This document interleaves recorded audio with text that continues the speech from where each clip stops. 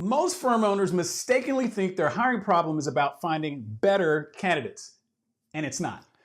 The biggest hiring mistake you're making is probably costing you thousands every single time you onboard the wrong person.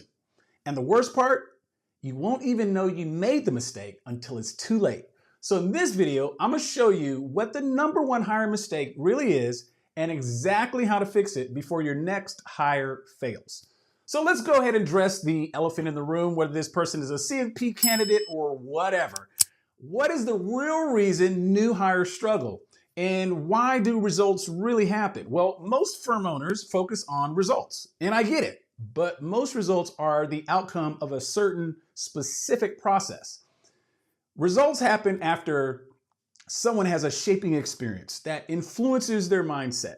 Then their mindset determines what they will deliberately practice, how they behave, right? What they think. And then the deliberate practice actually produces the results. That is the way it works. So if someone's shaping experiences don't align with your firm's expectations, then their mindset won't either.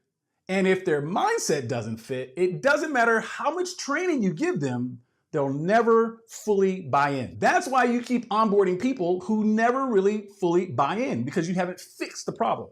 They look great on paper, but they're never fully aligned.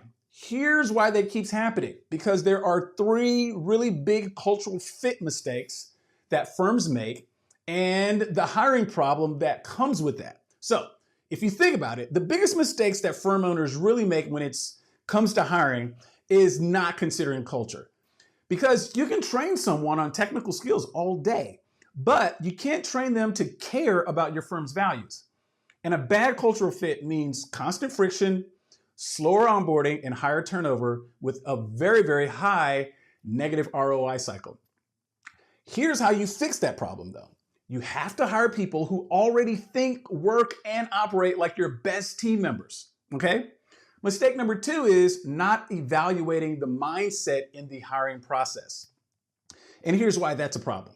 Most interviews are going to focus on experience and skills, really heavy on that area, but they don't really reveal whether a candidate will actually thrive in your firm from a character standpoint and a culture standpoint. Because people's past experience shape their expectations, their work habits, and their decision making, like we said earlier, which will produce the type of results that you either want or don't want. So to fix this, you have to use behavioral interview skills to uncover how they have approached challenges in the past. There will be questions like, tell me about a time when you whatever. Or instead of just, do you have experience with, you want to get them to unpack some of those experiences, okay? And the final mistake is ignoring cultural red flags during the onboarding. I know you've invested so much in there. They're in the 3rd or 4th interview. Maybe you've already made an offer that they've accepted and they're in your firm and you don't want to cut bait, but the first 30 days of onboarding will reveal whether a hire is a natural fit or a forced fit. Most firms keep trying to train a misaligned hire instead of realizing they have made the wrong hire. It's like square peg, round hole type of deal.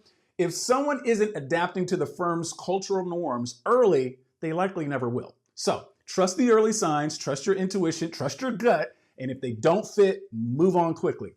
Right now, you're probably hiring with the wrong filters, which is the reason why this is happening. So when you understand these mistakes, you have to consider this. What if I did have a system to spot cultural fit before I made the offer, right? That would be great because you would save a lot of money. So here are 3 simple steps to do that.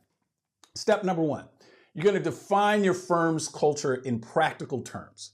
Not all the mission and purpose and vision company speak, but really the values and the work habits and the decision-making frameworks that really define success in your firm. I've talked about before, like a new hire. It could be very simply, in 30 days, we expect you to know this. In 60 days, we expect you to know this. And then 90 days, we expect you to know this. 180 days from now, in order to be successful at this firm, you have to be able to do that, right? Cultural fit isn't just vibes. It's about how someone's going to operate day to day. So you got to give them the practical. Step #2, build culture screening into the hiring process. So you got to include real world scenarios in interviews to see how candidates actually think. One great idea, invite this new onboarded candidate into a client meeting. Ask questions that reveal alignment, not just competence. Debrief them, have a postmortem after that client meeting and see what they think. Step #3, make cultural fit part of onboarding, right? So this means you're going to set clear expectations up front so that new hires know what they're getting into and exactly how things work at your firm.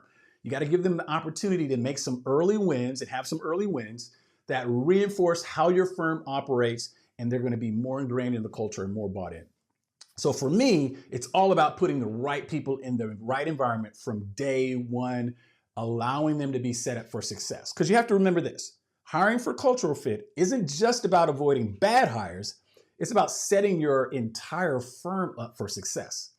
But the caveat, here's the thing, even if you hire the right people, they won't stay unless your firm has a culture that actually develops leaders, trains them the right way, shows them how to be successful, and helps them lead others. If you're ready to stop the cycle of hiring, training, and losing people who are never going to fit, and you want a hiring process that screens for culture before you make the offer, let's talk. Click the link below to book a discovery call, and I'll see you in the next episode.